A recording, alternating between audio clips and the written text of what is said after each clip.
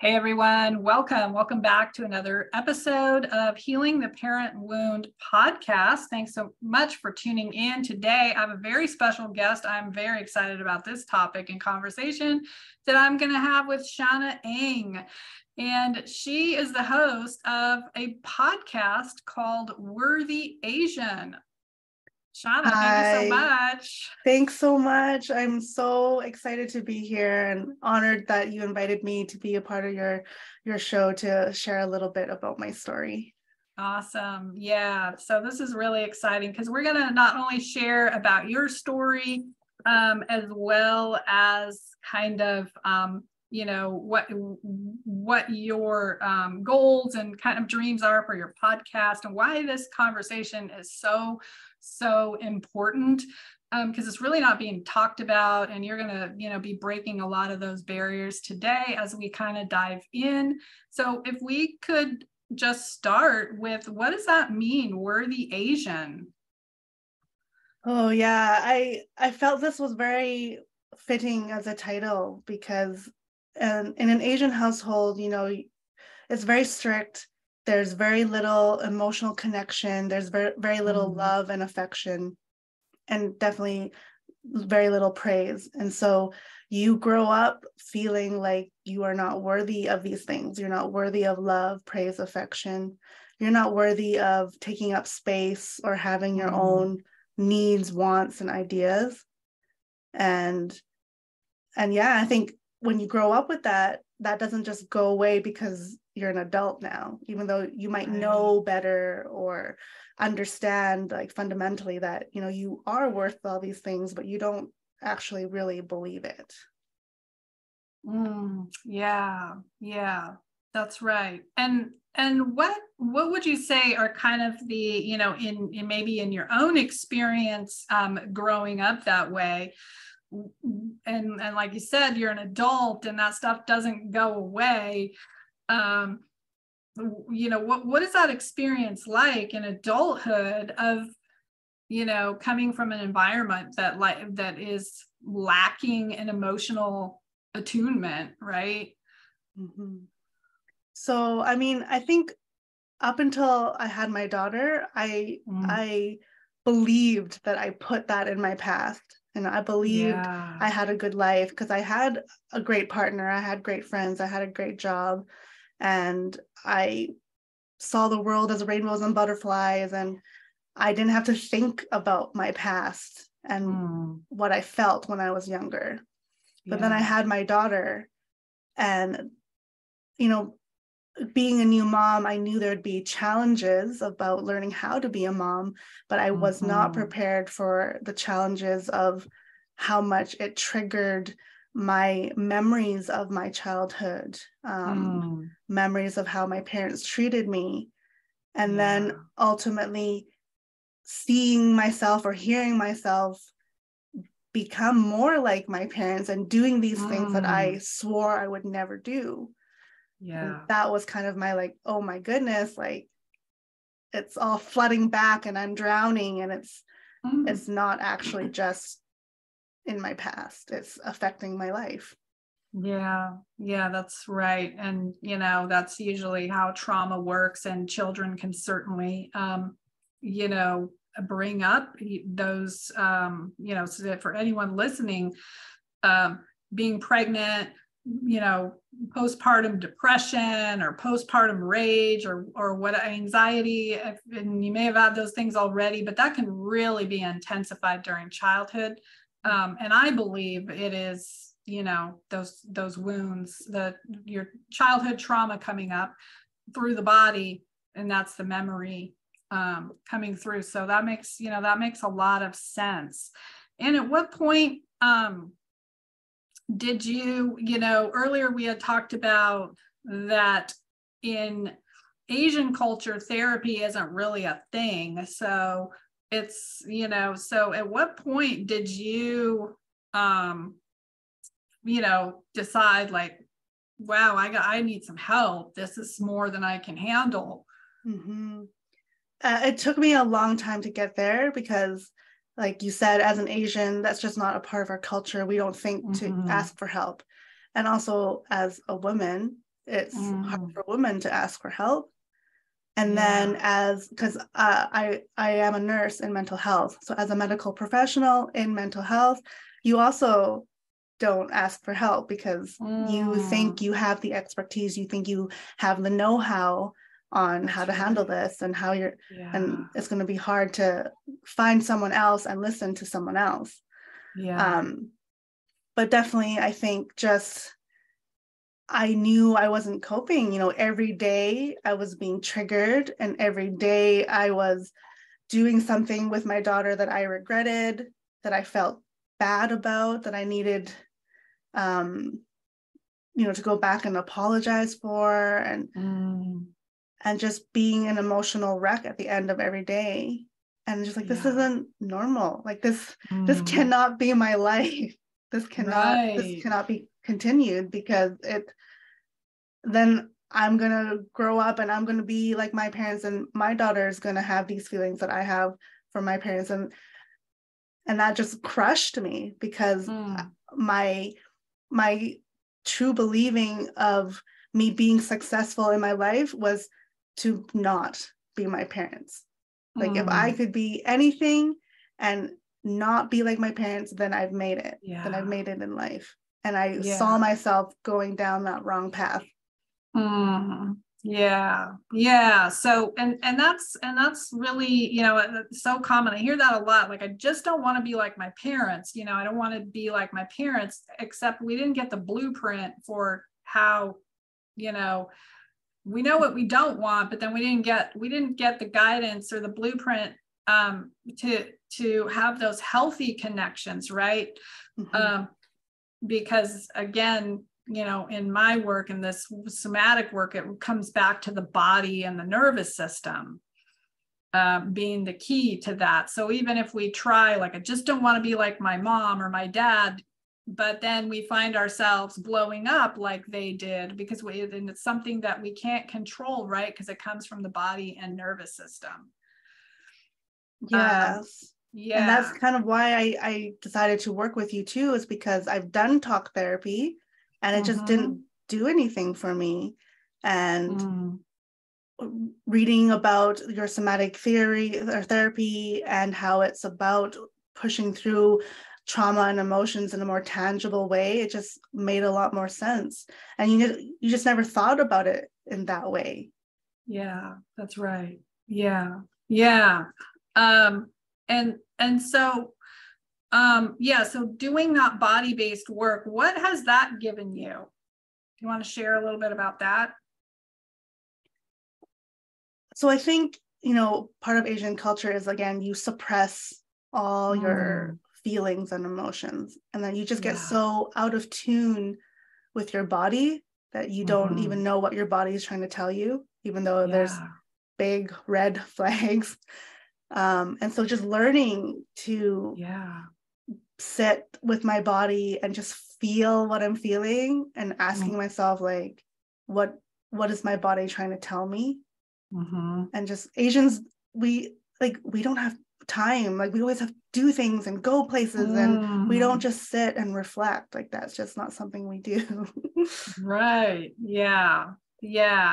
Right. That's right. So, and so going back to kind of the, you know, growing up in an Asian household and being that, you know, worthy Asian. We had talked a little bit about that, you know, that drive to succeed and success, and the, you know, the title and the prestige and money, that is a very strong focus. And that starts very young in childhood, would you say? That's kind of like drilled into you. You grow up realizing that you only get affection when you achieve things. Okay, so it's very transactional, would you say? I would say, I mean, I don't think I really clued in until working with you, that I was like, oh, like, I've learned that love is conditional. Yeah, so you get noticed for successes, and then is failure or messing up even an option in Asian households, No, No, I there's mean, no it's a room for common failure. stereotype, but like, it's something that we joke about, but it's true. Like, you want A plus, and even an A Mm, is a failure. wow. Mhm. Yeah, so it sounds harmless, but that puts such pressure and stress on little developing brains, right? So if that starts very young out the gate, and you're just go, go, go and do, and that is a tremendous amount of pressure and stress Mhm. on a developing brain, right? Throughout those developmental years of childhood.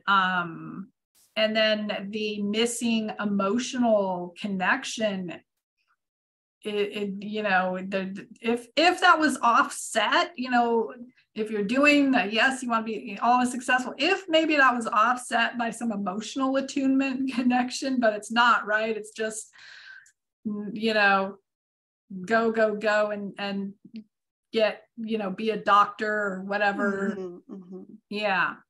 And then the pressure to please your parents, right? That loyalty is so, Yes. so strong. Can you talk a little bit more about, the ramifications of that? Let's say you want to be an artist, or you just, whatever, and your dad wants you to be a doctor.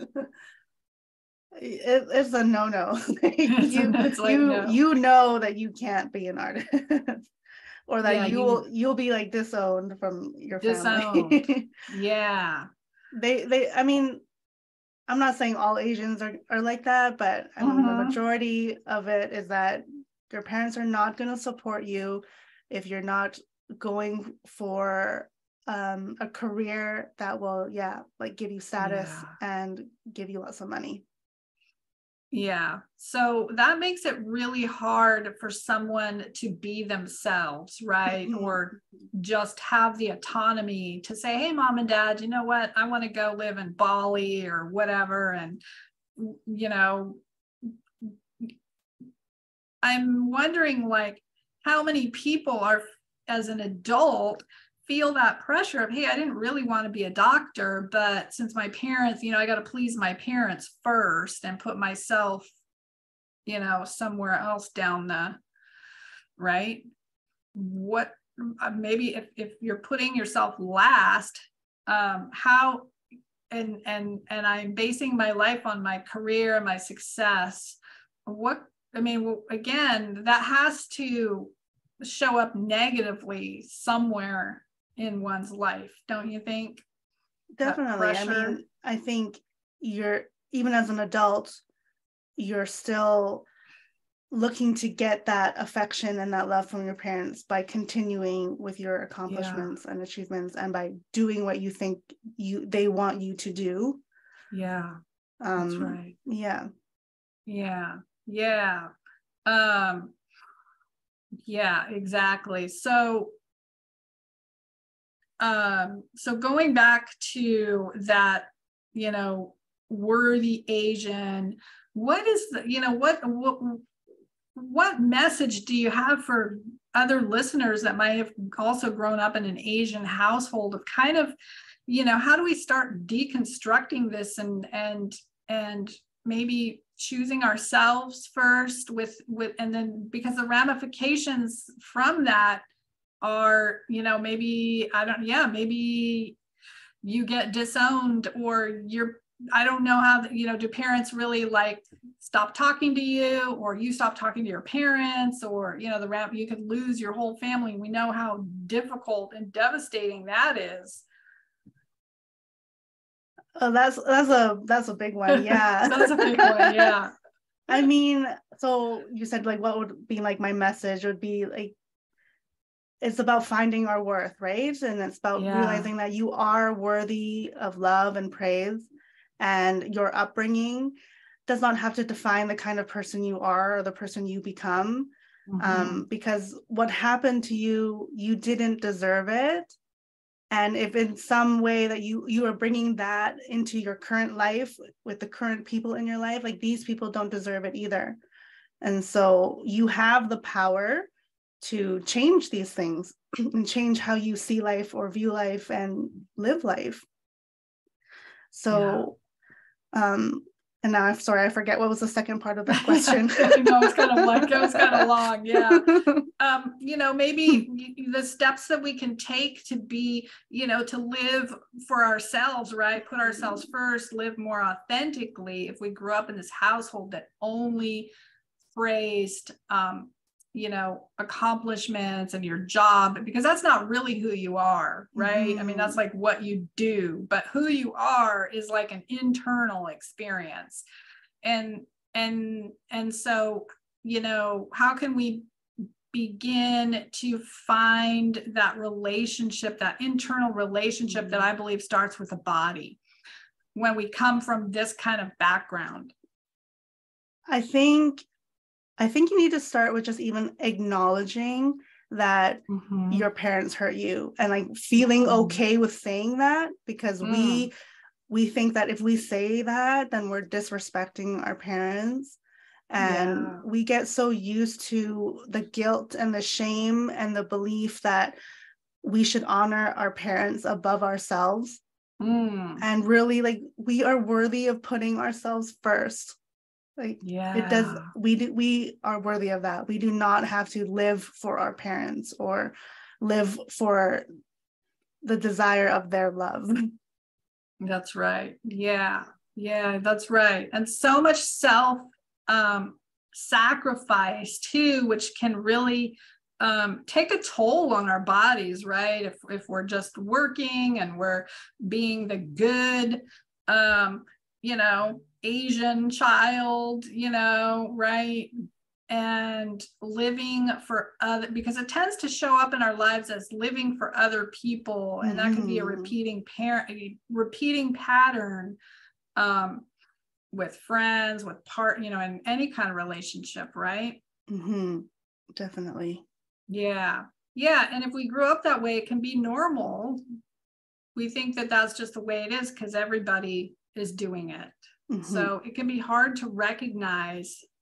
But your feelings, if you're feeling like, wow, why do I feel like this? Something is off. That is something to really listen to. And what typically happens is we come with a story, right? And about that guilt and, oh my gosh, I need to be the good, whatever, make my mom and dad proud. But if you're feeling exhausted and overwhelmed or frustrated or angry, those are messages from your body that something needs to be addressed.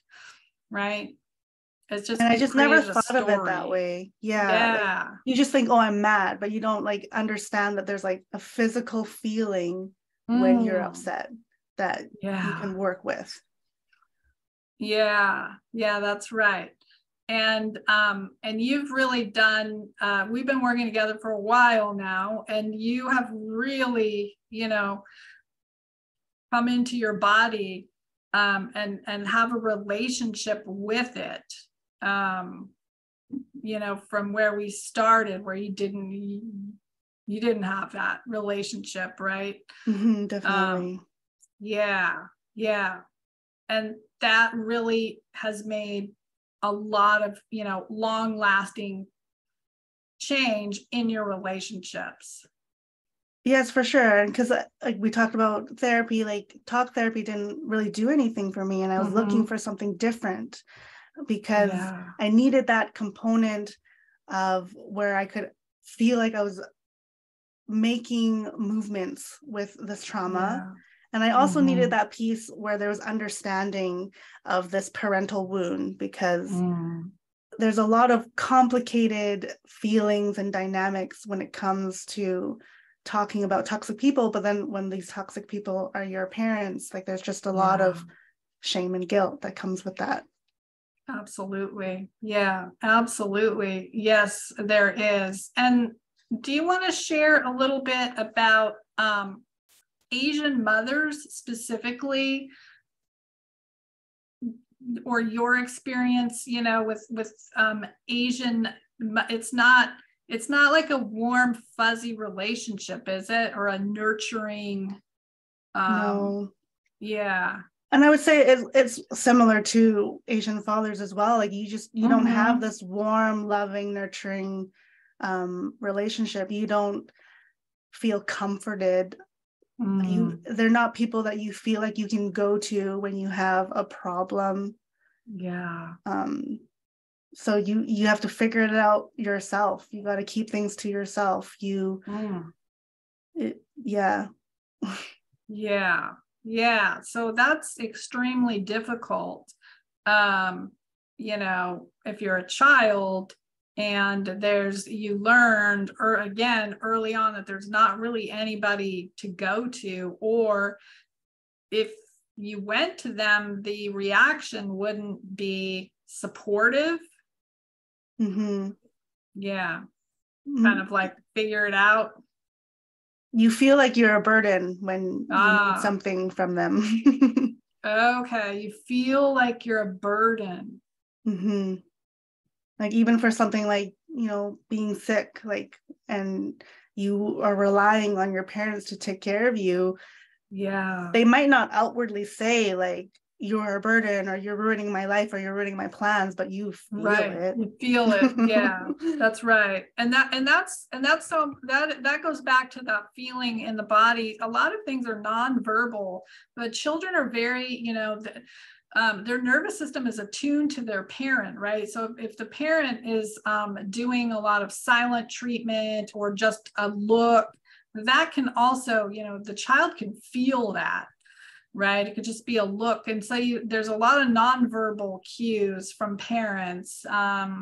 Yeah, Asian parents Yeah. are really well known for the silent treatment and Mm-hmm. really well known for like their like scare you to death with their death glare, their angry Mm. glare. Yeah. Yeah. And for a young child, that's terrifying. And again, we now know that that has ramifications. It's more that developmental trauma doesn't have to be it doesn't have to be this big, event, right? It can be these small micro events over and over through the developing years of a child's brain, Mm-hmm. that I believe really causes the most damage, a lot of damage. So, yeah, so fascinating, how this all works. And one of the other things, you've went ahead and done so many transformational things. When you think about Asian parents changing or seeing their adult children in a different way, or like, hey, mom and dad, maybe you want to go to therapy and do a session, or, or would you be open to hearing about my experience? I mean, do you see any way that Asian parents or culture could shine a light on the mental health conditions, right? We can't just sweep it under the rug anymore. Is there any hope for them getting help or opening up to I would like to therapy? believe there's hope. I mean, there's always hope. And like Yeah, I said, not every Asian is the same, right? But right. I would lean towards like 9 times out of 10 that you probably won't make much headway Mm-hmm. with your parents. But I think so maybe that's where the change happens is with you and your generation, right? Yeah. Because a lot of a common thing that Asian parents will say was like, I grew up this way, or I've been this way my whole life. Like I'm set in this way. I'm Mm, not changing. They have this mindset that they're not going to change. They've chosen yeah, that's just the way. it So, is. Yeah, that's just the way they are. mm-hmm. Yeah. Yeah. And yeah, that's, and that's kind of a easy bypass into not self-reflecting or taking, accountability or inventory, because let's face it, we all make mistakes. And there's no, do they tend to see themselves as perfect parents then? Like they made no mistakes, they didn't make any errors, and That's interesting because I wouldn't say that they think they are perfect, but Mm-hmm. they definitely will never admit they were wrong. Like they are Mm. always right no matter what. Yeah. Even when it's like blatantly clear that they're not. Yeah. But they will never apologize or admit Yeah. wrongdoing. Okay. So that makes, yeah. So that goes back to that, there's really no space for you to have a different opinion or express yourself, right? Because you're going to get shut down or, and if nobody's apologizing, there's no space for conflict, healthy conflict resolution or rupture and repair. Right. Yeah. Yeah. So how do Asian parents, or, really any parent for that matter, they're not connecting to their children. They're just connecting off of, hey, get an A, you need to do your schoolwork, or task oriented, kind of goal oriented. Yeah. I mean, I can't speak for everyone, like I said, but for me, like, I have a very superficial relationship with my parents. We talk about the weather, talk about work, but we don't really talk. Yeah. Okay. And it's funny though, because they're always like, why don't you ever call? It's like, if I called, like, what would we talk about? Yeah. And if you try to go deeper, what would happen? You don't get very far. I don't get very far. Yeah. And it's really awkward. Like you yourself don't even know like how to bring up a different topic or a more emotional topic. And I've tried long before, not currently, to talk about my childhood, and they just shut down. They just shut down. Yeah. They don't want to talk about it. Yeah. Yeah.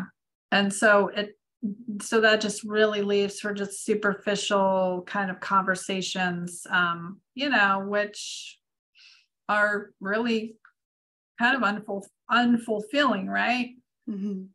Yeah. So that's so fascinating. And, again,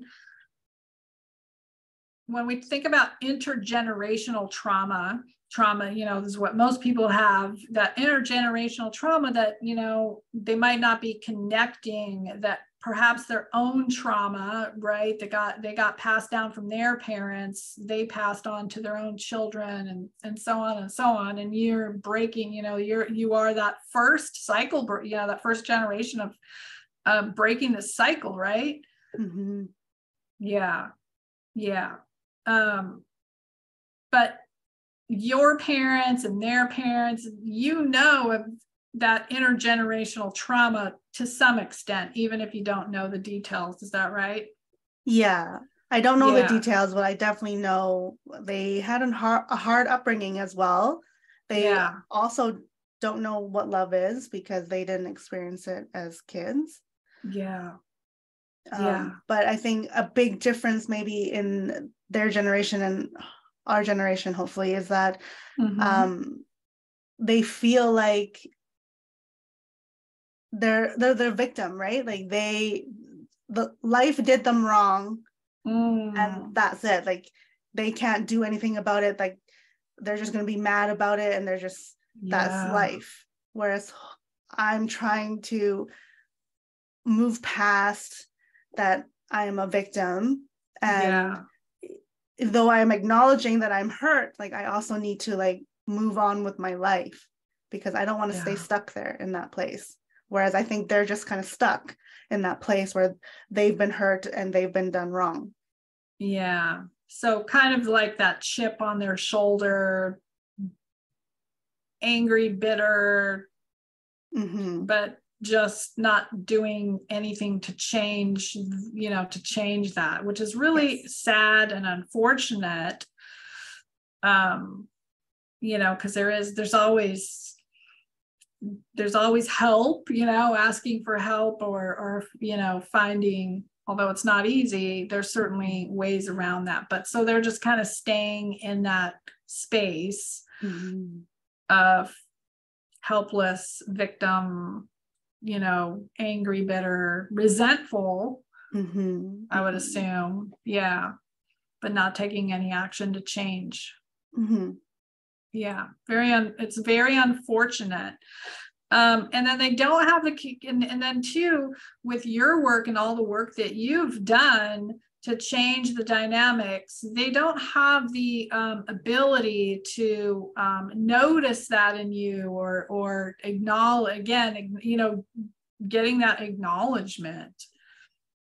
Definitely. It's heartbreaking and frustrating because you're trying to make this connection with them. You're trying to change.